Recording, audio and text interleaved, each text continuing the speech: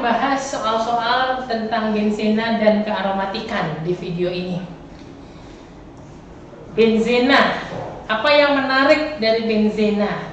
Ya, itu adalah pertanyaan pertama yang kita bahas hari ini. Jadi apa itu ciri-ciri benzena? Benzena itu sebetulnya suatu cincin segi 6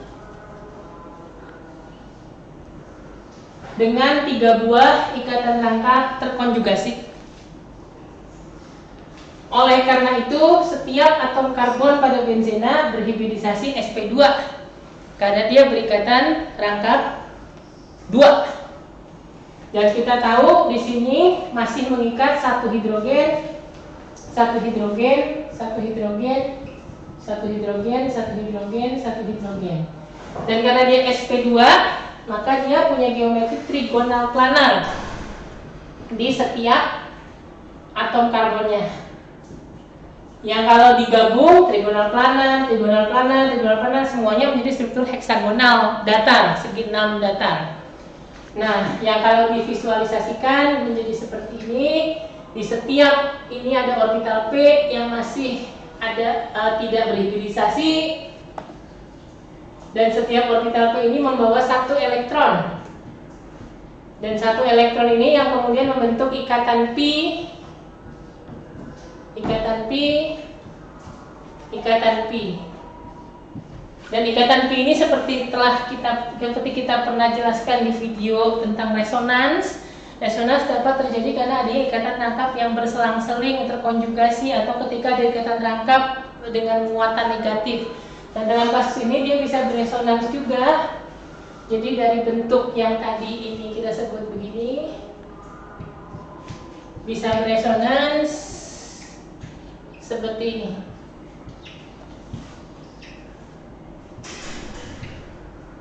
Nah, ini bisa beresonans balik ke semula.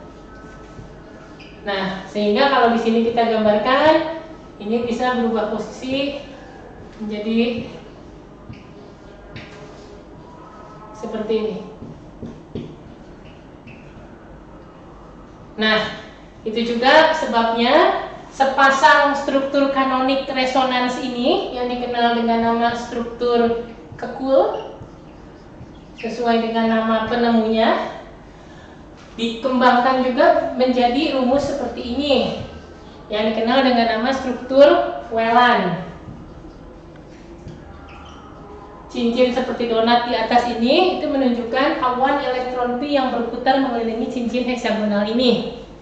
Ya, jadi dan ini menunjukkan bahwa struktur ini aromatik, cincinnya aromatik karena struktur elektronnya itu terdelokalisasi secara siklik. Ya, jadi dan ini ditandai oleh ada satu faktor yang namanya energi resonans. Apa itu energi resonans? Jadi kalau misalnya kita punya sikloheksena dihidrogenasi, artinya ditambah H2, terbentuk sikloheksana. Nah, maka energi yang dilepaskan, saya nggak hafal persis angkanya, tapi kira-kira sekitar 27 kilojoule per mol. Lupa saya persis angkanya ya. Nah, ketika sikloheksadieena yang dihidrogenasi, angkanya tuh kurang lebih, saya juga nggak hafal persis, kurang lebih 53 kilojoule per mol, artinya kurang lebih 2 kalinya, hanya beda sedikit. Nah, tapi begitu benzena yang dihidrogenasi, angkanya tuh tidak 3 kali, tidak 3 kali 27 atau 81 kilojoule per mol. Namun angkanya itu tuh jauh lebih rendah. Berapa persisnya saya juga lupa, tapi yang pasti selisihnya itu adalah 36 bukan kilojoule ya, tapi kilokalori. Ini bahaya ya. Ya, 3 kilokalori per mol. Jadi saya memang gak terlalu ingatnya kalau angka-angka begini. Nah, jadi ini ada energi lebih rendah sebesar 36 kilokalori per mol daripada seharusnya. Jadi misalnya selisih harusnya 81, ternyata didapatnya malah 81 kurang 36. Jadi hasilnya adalah 45 kilokalori per mol gitu. Nah, ini menunjukkan bahwa 3 ikatan rangkap berselang-seling ini istimewa karena dia tidak sebatas 3 rangkap terkonjugasi biasa, tapi benar-benar terlokasi secara siklik dan berulang. Dan itu yang disebut dengan energi resonans yang menunjukkan bahwa benzena jauh lebih stabil daripada sikloheksatriena akibat dari adanya konjugasi aromatisitas siklik tersebut. Nah, dari situ dapat kita simpulkan bahwa ciri-ciri benzena antara lain apa tadi? Geometri atom karbon trigonal planar yang A betul. Yang B memiliki energi resonans 36 kilokalori per mol betul. Memiliki 3 ikatan rangkap terkonjugasi betul. Terdiri atas 12 ikatan sigma dan 3 ikatan pi. Ini 3 ikatan pi jelas dengan 3 ikatan rangkap. Dia punya 6 ikatan sigma karbon-karbon dan 6 ikatan sigma CH karbon hidrogen. Jadi total ada 12 ikatan sigma. Yang salah hibridisasi atom karbon sp2 bukan sp. Jadi jawaban yang salah adalah E. Itu review ringkas dalam satu soal terkait dengan benzena ya. Mari kita sekarang bahas tentang berbagai nama yang terkait dengan benzena. Karena benzena ini agak rumit karena dia jauh lebih terkenal nama populernya daripada nama IUPAC-nya. Banyak sekali nama yang harus dihafal untuk benzena itu. Misalnya fenol jika benzena mengikat OH, adenina benzena mengikat NH2 dan seterusnya. Nah, kita akan coba bahas itu dalam soal-soal kedepannya, tapi dalam kemasan teori yang lain. Kita hapus dulu soal papan tulis ini. Oke. Berikut soal saya salah. Tunggu lagi ya. Nah, jadi berikut ini adalah soal selanjutnya. Manakah yang bukan sepasang isomer? Ya. Soal ini mudah jika Anda bisa menggambar nama yang disebutkan di pilihan. Soal ini susah kalau Anda namanya nggak tahu itu apaan. Nah, itu kuncinya di situ. Jadi A misalnya, ada propil benzena. Oh, itu sih mudah-mudahan ngerti lah ya, benzena ikat propil. Nah, terus temennya namanya kumena. Ya, kumena itu adalah kalau benzena mengikat isopropil. Nah, kita tahu ini adalah bentuk isomer, yaitu isomer kerangka. B. Ada ortoklorotoluena.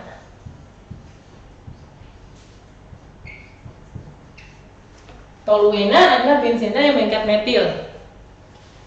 Orto kalau posisinya 1,2 seperti ini. Bertemu dengan benzil klorida.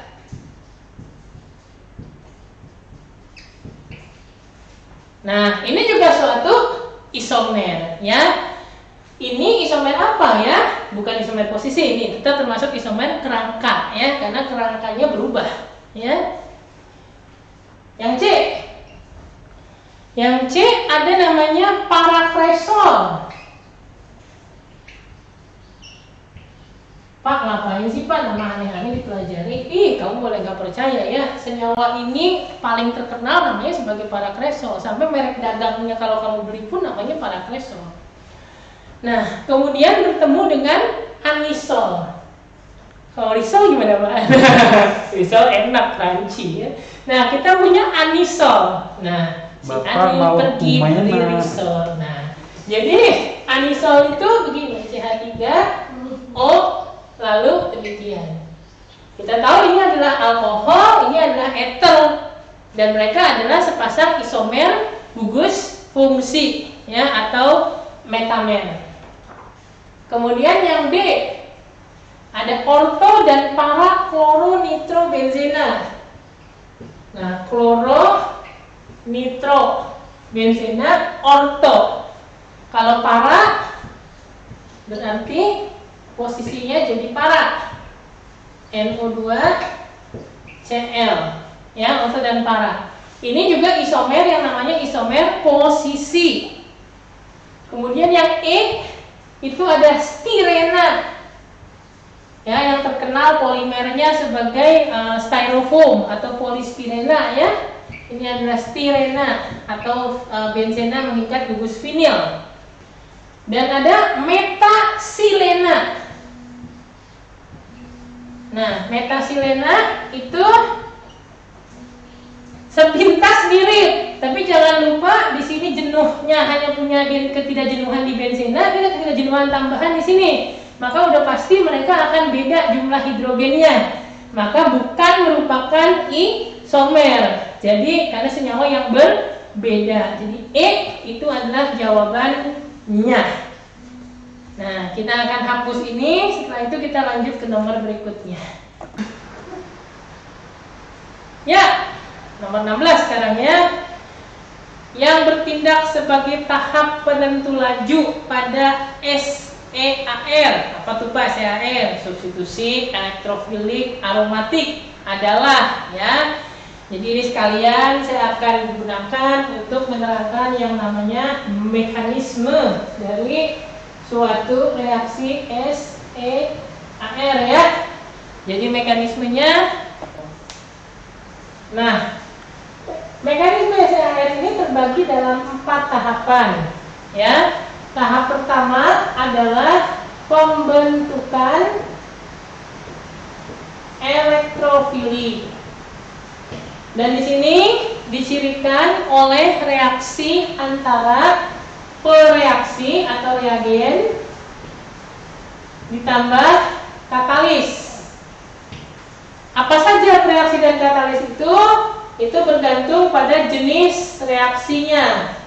Ada reaksi nitrasi, ada reaksi sulfonasi, ada halogenasi, yaitu brominasi atau klorinasi, ada alkilasi, Friedel-Crafts, dan ada asilasi, Friedel-Crafts. Nah, kalau nitrasi yang menjadi pereaksinya atau reagennya adalah asam nitrat, sulfonasi, asam sulfat, halogenasi, Br2 atau Cl2, alkilasi Friedel-Crafts itu adalah RH, biasanya RCl atau RBr, kemudian asilasi itu adalah RCOCl atau Br juga ya. Nah, meski nanti modifikasi dari alkilasi Friedel-Crafts bisa juga melibatkan alkena atau alkohol, yang penting bisa membentuk karbokation di tengah prosesnya. Kemudian katalis. Nah, yang menjadi katalis itu di sini ada asam sulfat pekat, di sini tidak ada. Di sini katalisnya adalah kalau Br harus Br juga, Cl harus Cl juga. Jadi misalnya FeBr3 kalau untuk Br2 atau AlCl3 misalnya kalau untuk Cl2. Ini juga sama, biasanya nanti lazim dipakai AlCl3 ya. Boleh juga sih pakai FeBr3, silahkan saja. Tapi yang lebih sering memang RCl, AlCl3. Di sini juga menggunakan AlCl3. Ini sebenarnya mirip nih, atau FeBr3 juga ya. Nah, jadi reagen atau pereaksi akan bereaksi dengan katalis. Itu akan membentuk elektrofili. Nah, misalnya kalau kita ambil nitrasi, maka H. Kayaknya memang harus ganti spidol.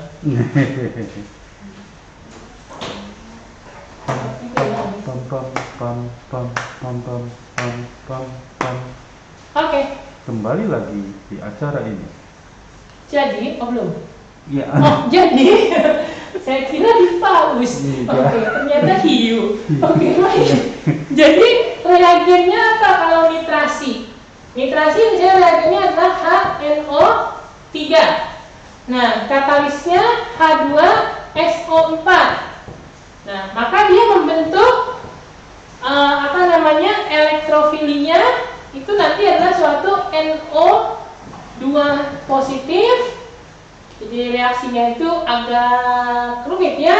Jadi ditambah dengan H3O+, ditambah dengan 2HSO4- ya. ini melewati begitu.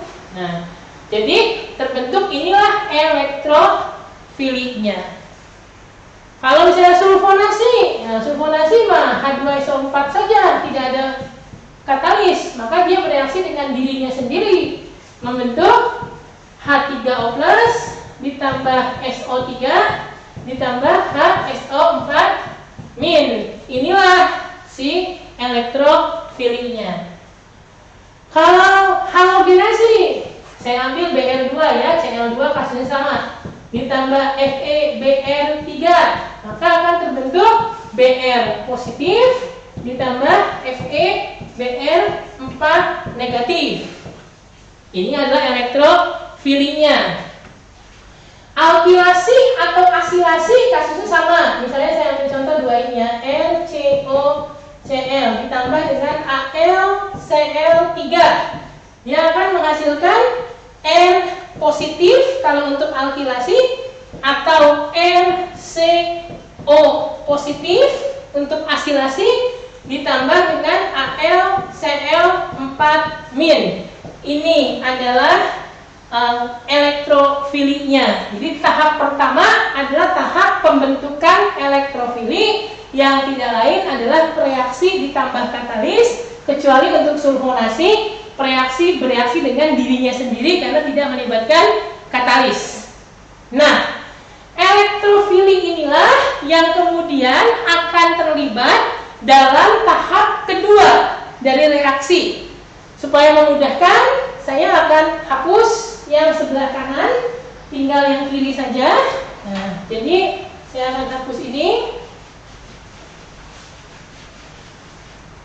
Maka di tahap kedua yang bisa yaitu terjadilah namanya adisi elektrofilik, yang biasanya berlanjut dengan tahap ketiga, yaitu eliminasi H+. Di tahap kedua kita punya benzena. Benzena kita tahu karena kaya elektron pi, dia menjadi bermuatan parsial negatif. Dia akan berinteraksi dengan elektrofilinya. Silahkan sesuaikan elektrofilinya sesuai dengan jenis reaksi yang Anda jalani. Saya mau tuliskan saja sebagai E+. Maka terjadi panah lengkung dari kaya ke miskin. Terjadi adisi yang membentuk demikian. Jadi ini elektrofili, ini H+ elektrofili gitu ya. Ini positif dan ini bisa mengalami resonans ya, bisa ke sini. Ini positifnya. Lalu ke sini.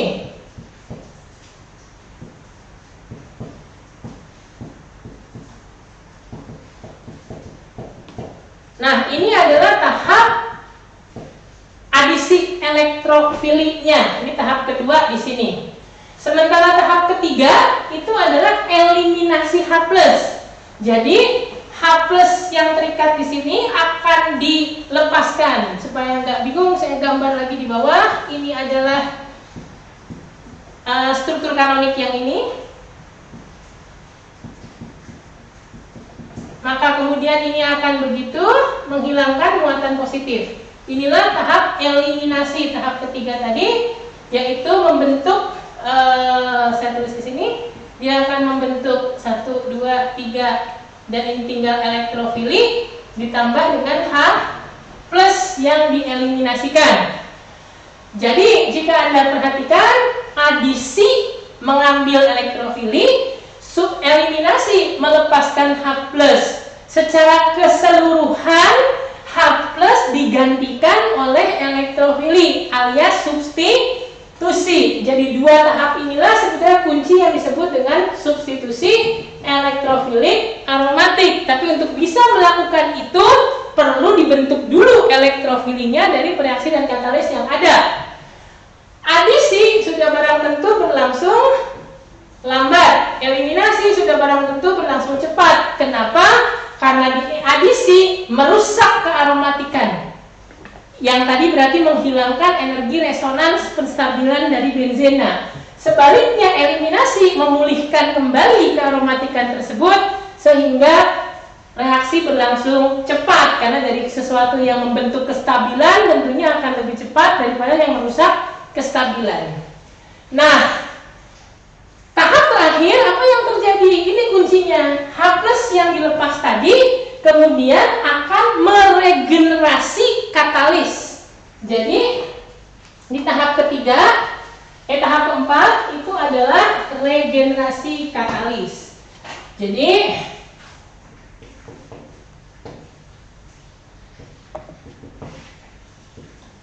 tadi kita tahu melibatkan H+ dari tahap ketiga. Ya, bereaksi dengan siapa? Bereaksi dengan yang dilepaskan di tahap 1 ini. Jadi kalau tadi misalnya nitrat menggunakan HSO4-. Jadi H+-nya ketemu dengan HSO4-, jadi H2SO4. Kalau yang melepaskan FeBr4-, berarti H+ ditambah FeBr4- membentuk FeBr3 ditambah HBr.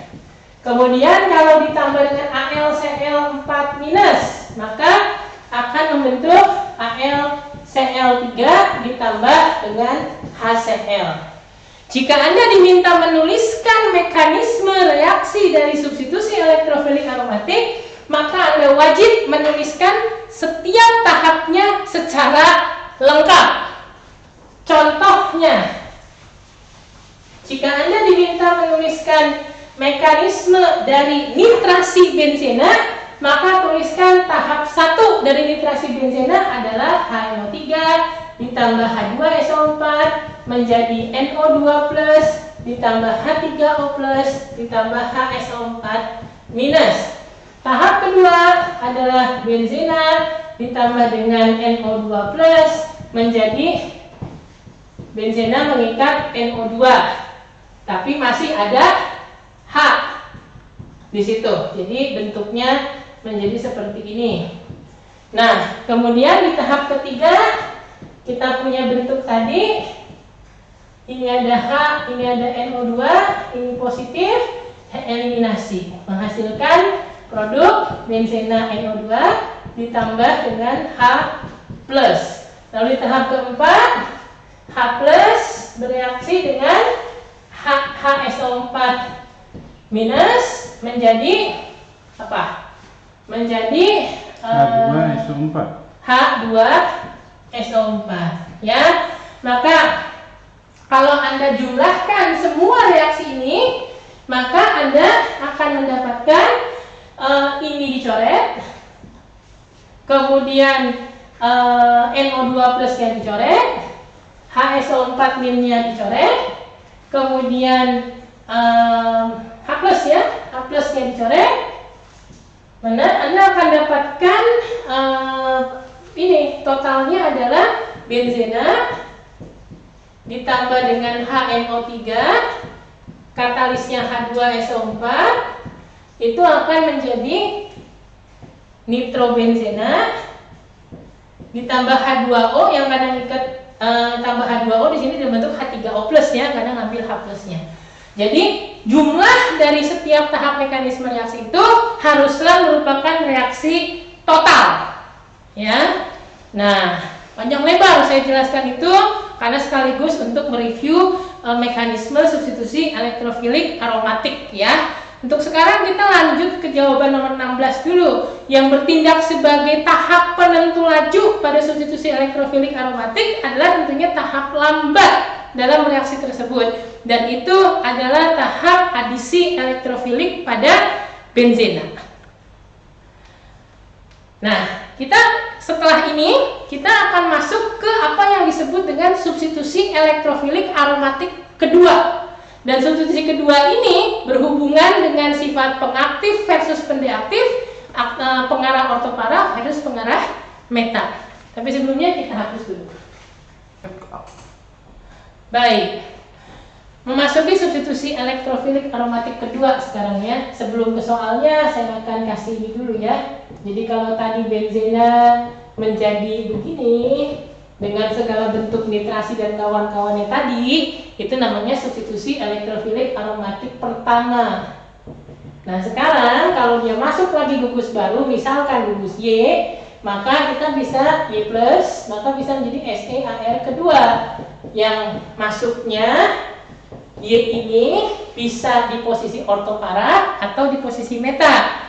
Bisa lebih cepat, bisa lebih lambat daripada masuknya E ke dalam cincin benzena. Nah, soal nomor 21 ini bercerita mengenai laju dulu. Turunan benzena yang kurang aktif terhadap reaksi SeAr dibandingkan dengan benzena ialah apa? Artinya siapa yang substitusi keduanya lebih lambat daripada substitusi pertama? Istilahnya, gugus E ini mendeaktivasi cincin benzena sehingga reaksi menjadi lebih lambat. Deaktivasi artinya menjadi kurang aktif. Nah, di sini yang kita lihat, di sini ada pilihannya ada nitrobenzena, ada anilina, ada anisol, toluena, dan fenol.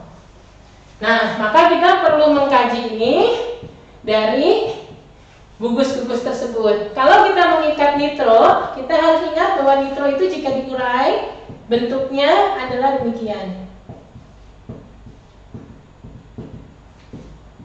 Oleh karena itu, nitrogen sejatinya adalah bermuatan parsial positif. Dan karena bermuatan positif, maka dia pastilah penarik elektron. Bahkan dia juga sekaligus rampok elektron atau pengambil elektron, karena dia bisa melakukan demikian. Nah, akibatnya apa?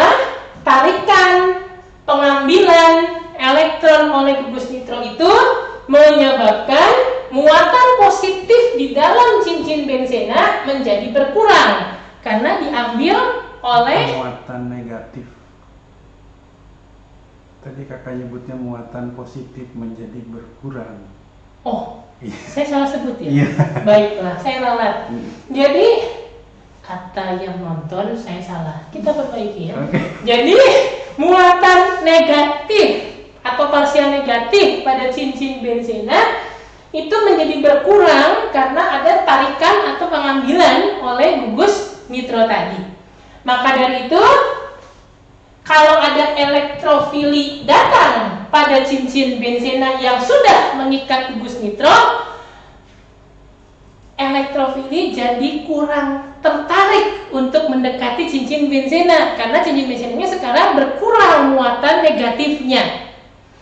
Akibatnya cincin benzena dikatakan kurang aktif untuk menarik elektrofili jika telah mengikat gugus nitro. Artinya nitrobenzena tidak seaktif benzena dalam mengambil elektrofili. Jadi nitrobenzena ini kurang aktif. Kebalikan jika gugusnya itu adalah anilina. Jadi ada NH2 di sini.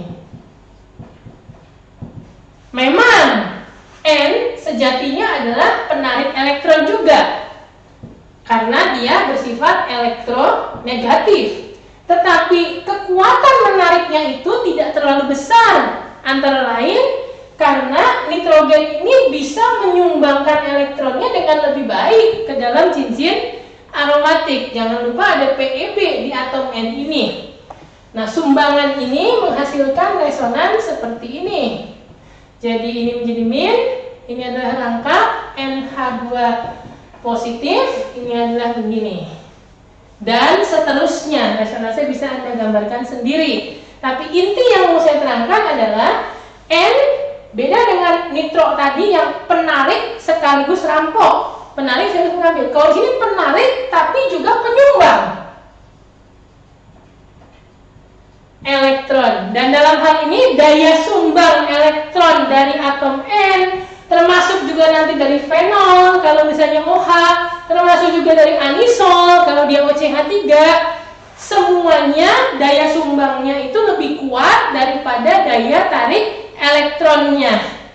Sehingga secara neto yang terjadi adalah memperkaya muatan negatif pada cincin benzena sehingga lebih aktif untuk mengambil elektrofili yang datang. Maka anilina, anisol, fenol semuanya adalah aktif yang kategorinya pengaktif kuat. Kalau ini pendeaktif yang kategorinya pendeaktif kuat kalau nitrobenzena tadi.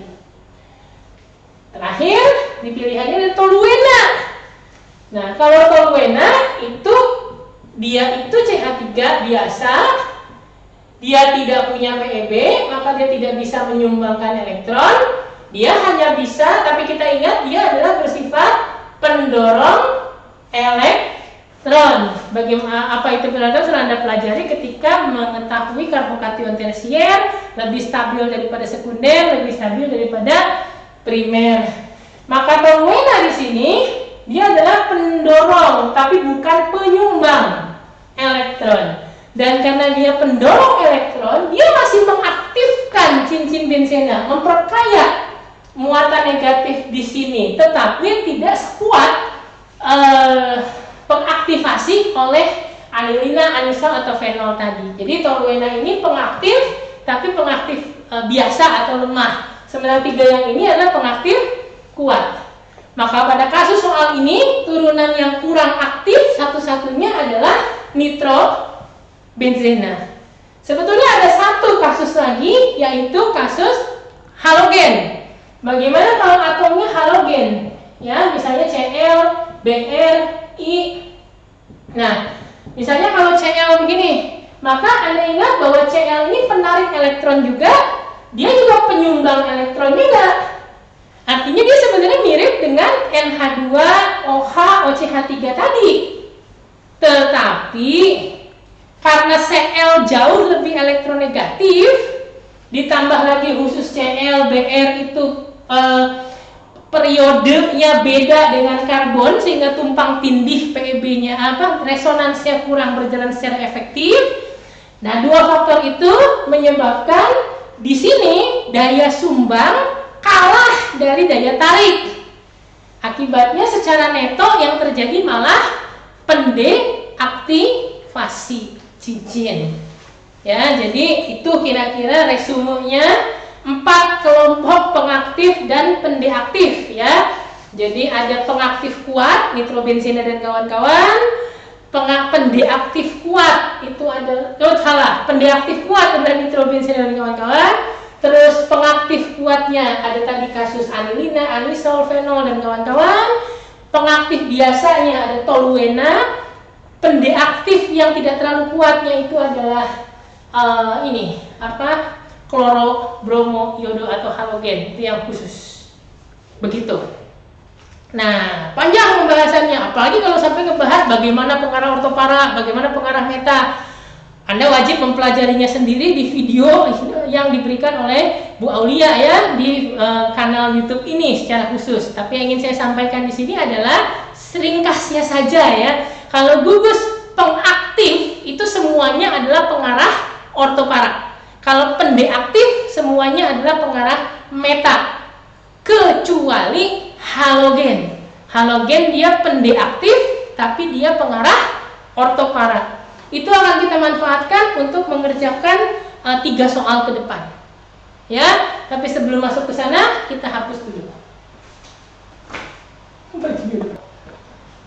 Soal nomor 25, 28 dan juga berapa ya? 31 itu bisa dibahas dengan satu pemahaman, yaitu tadi. Anda paham tidak apa itu aktivator, apa itu deaktivator, dan Anda paham tidak bahwa aktivator adalah pengarah ortopara, deaktivator adalah pengarah meta, kecuali halogen yang deaktivator tapi pengarah ortopara. Kita buktikan di nomor 25 ya, kita lihat nomor 25. Gugus mana yang aktivator sekaligus pengarah ortopara? Anda bisa lihat kategorinya. OCH3 tadi anisol kan, dia adalah penyumbang elektron yang lebih kuat daripada penarik elektron, maka dia adalah aktivator, dan semua aktivator adalah pengarah ortopara, maka jawabannya udah pasti A ya. Nah, tapi kalau Br tadi kita udah bahas, Br itu halogen, dia deaktivator tetapi pengarah ortopara. Nah, kalau SO3H, Anda ingat saja bahwa karena dia punya begini, dan O ini negatif yang lebih kuat, maka S ini cenderung parsial positif. Dan sesuatu yang parsial positif seperti ini kalau nempel ke cincin aromatik itu selalu akan deaktivator, dan deaktivator otomatis pengarah meta. Demikian pula NH3+, udah jelas ada plus di situ, maka udah pasti dia deaktivator pengarah meta. NO2 sudah kita bahas ya, dia punya karakter positif di N juga. Jadi jawabannya A. Nomor 28. Produk tersubstitusi orto dan para akan diperoleh jika nitrasi dilakukan pada apa? Nah, jangan lihat nitrasinya, karena elektrofilik kedua yang datang, setidaknya untuk di awal belajar benzena ini, kita anggap tidak berpengaruh pada laju ataupun orientasi substitusi elektrofilik. Meskipun kalau dibahas lebih lanjut di organik fisik nanti ada pengaruhnya, tapi tidak sebesar pengaruh gugus pertama yang datang. Jadi jika Anda ingin memutuskan dia substitusinya orto, para, atau meta, yang harus Anda kaji adalah gugus pertama yang sudah terikat di cincin benzenanya. Dalam hal ini kumena. Jadi kalau benzena ini ke X, kumena itu adalah ECH, CH3 2 kali. Terus benzaldehida. Terus acetofenon. Benzoat, asam benzoat. Pak, tunggu Pak, kok Bapak tulis itu dari mana Pak? Dihafal deh. Ya, Anda hafalkan satu persatu itu. Ya, namanya apa? Ini, namanya apa? Ini. Nah, dapat kita lihat di sini bahwa CH3 2 kali yang mirip seperti CH3 pada toluena. Maka dia adalah pendorong elektron, maka dia adalah pengaktif biasa. Sementara aldehida parsial positif karena oksigennya parsial negatif. Ini parsial positif karena ini parsial negatif. Ini parsial positif karena negatif di sini. Dan N kita udah tahu ini parsial positif. Semua yang nempel dengan parsial positif udah pasti pendeaktivasi dan pengarah pendeaktivasi dan pengarah meta, kecuali tadi ya halogen, ya pengarah ortopara. Sementara yang seperti alkil begini udah pasti pengaktif dan pengarah ortopara. Maka satu-satunya pengarah ortopara di sini adalah isopropil pada kumena. Maka produk itu hanya dialah yang menghasilkan produk nitrasi tersubstitusi ortopara. Atau jawabannya yang A. Masih terkait dengan substitusi kedua, turunan benzena yang sulit untuk disintesis melalui reaksi substitusi elektrofilik aromatik ialah ada ortodinitrobenzena, ada para metoksikumena. Oke, kemudian ada meta nitrotoluena.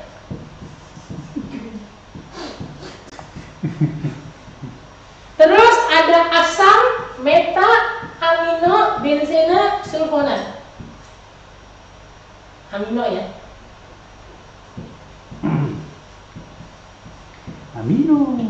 Terus ada para klorostirena. Setir mobil. Nah, yang harus Anda kaji di sini bagaimana kalau ingin tahu yang mana yang susah untuk disintesis. Anda harus kaji NO2 pengarah meta, NO2 pengarah meta, padahal yang diminta orto. Maka ini pasti sulit untuk disintesis. Ini jawabannya. Ya. Nah, ini kenapa mudah? Ini pengarah ortopara. Ini pengarah ortopara. Produknya para. Maka cocok. Ini pengarah meta. Ini pengarah ortopara. Yang diminta meta bisa, yang diminta ortopara juga bisa. Tergantung siapa dulu yang masuk. Kalau mau meta seperti ini, berarti masukkan dulu nitronya, baru masukkan CH3-nya. Tapi kalau mau ortopara, berarti masukkan CH3 dulu, baru masukkan nitronya. Di sini NH2 pengarah ortopara, SO3H pengarah meta, Produk yang diminta meta, bisa. Ortopara juga bisa. Ini Cl, pengarah ortopara. Vinilnya sekeluarga sama alkil, dia juga pengarah ortopara. Yang diminta produknya para cuco. Jadi jawaban yang salah, cuma yang sulit disintesis hanya yang A, ortodinitrobenzena. Itu terkait dengan substitusi elektrofilik aromatik kloro. Ya, nah, jadi berikutnya kita akan masuk ke syarat-syarat kearomatikan. Nah, tapi papannya sudah penuh, jadi kita harus sulap dulu, ya, supaya menjadi kilo.